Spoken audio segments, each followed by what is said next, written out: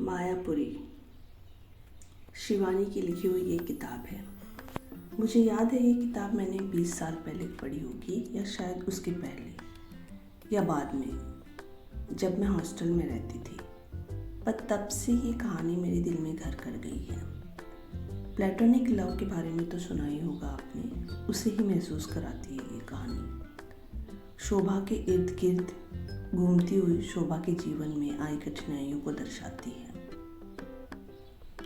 शोभा का उसकी माँ की सहेली गोदावरी के यहाँ पढ़ने के लिए जाना, गोदावरी की 2 संतानें सतीश और मंजरी से उसकी दोस्ती, मंजरी से गहरी होती हुई उसकी दोस्ती हो जाती है। सतीश, जिसकी शादी पहले से ही मंत्री की पुत्री सविता से तय हो चुकी थी और जो मंत्री जी के खर्चे पर ही विदेश गया था एमडी पढ़ने के लिए, और वापस जब वो आता है तब वो उसकी मुलाकात शोभा से होती है। शोभा गांव की सरल सुंदर लड़की। जब सतीश विदेश से वापस आता है और सविता को देखता है तो उसे सविता पसंद नहीं आती।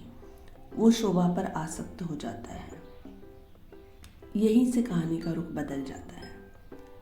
शोभा को जब पता चलता है तो गोदावरी के कहने पर वो घर से भाग जाती है और कई मुश्किलों के बाद नेपाल की महारानी के यहाँ सेक्रेटरी की नौकरी करने लगती है। घूमते घूमते एक दिन मंजरी अविनाश से उसकी मुलाकात होती है नैनीताल में, और सतीश से भी उसे मिलने का मौका मिलता है। वहाँ पर सतीश उससे अपने प्रेम का इजहार करता है और बताता है सविता से वो दूर ही रहता है।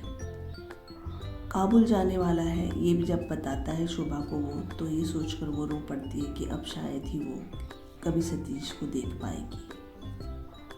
जिस दिन वो काबुल के लिए उड़ान भरता है उसका प्लेन क्रैश हो जाता है।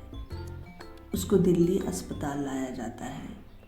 शोभा की कश्मकश और शोभा रानी साहिबा को सारी कहानी बताती है और उसे दिल्ली ले जाने को कहती है। रानी साहिबा उसे दिल्ली ले जाती है और सतीश के साथ उसका अंतिम मिलन का प्रसंग जो है वो आंखों से आंसू निकाल देता है। इतने सारे इमोशंस, इतना सारा बहाव इस कहानी में है कि एक संवेदनशील व्यक्ति अगर इसे पढ़ता है तो उसका भी मन भर जाता है। कहानी यहीं पे ख़त्म होती है, जिसमें सतीश की मृत्यु दिखाई है और शोभा का अकेलापन और उसकी याद में अपनी ज़िंदगी बिताना। तो मुझे लगता है कभी कभी कि ऐसा सच में होता है, और यही सब चीज़ें जो है वो एक प्रेम को की आहुतियाँ, प्रेम के लिए की गई प्रार्थनाएं, दया, करुणा, सारी चीज़ें इस कहानी में महसूस होती है। और मुझे जब मैं पढ़ रही थी तब मुझे ऐसा लग रहा था जैसे आंखों के सामने सारे दृश्य हमें दिखाई देते हैं। ये एक लेखक की बहुत बड़ी अच्छी चीज़ होती है जो हमें शब्दों से वो हमें सब कुछ दिखा देते हैं आंखों के सामने। और मैं शिवानी की बहुत बड़ी फ़ैन हूँ, वो बहुत अच्छा लिखती हैं।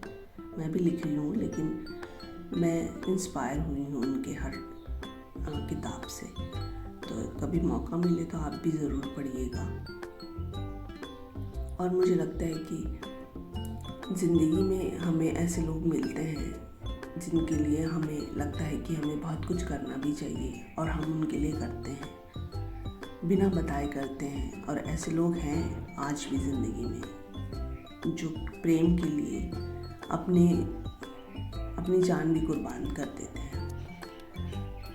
बिना बताए भी बहुत सारी चीज़ें करते हैं, और यही एक सच्चे प्रेम की निशानी होती है।